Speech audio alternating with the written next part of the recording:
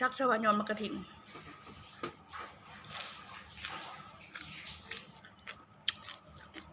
แซ่บๆโน่ๆพี่น้องเข้มเฮ็ดเองกินเองแซ่บเอง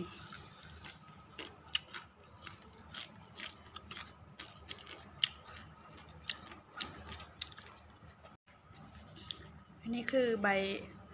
บพักนางเลิศเราต้องเอิญพักนางเลิศได้พี่น้อง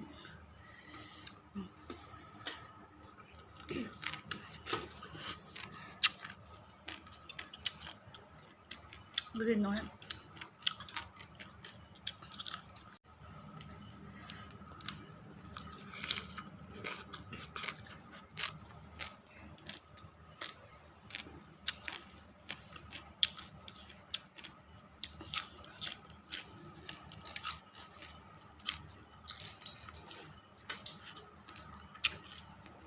แซ่บบ่ อันนี้มะกระถินน้อย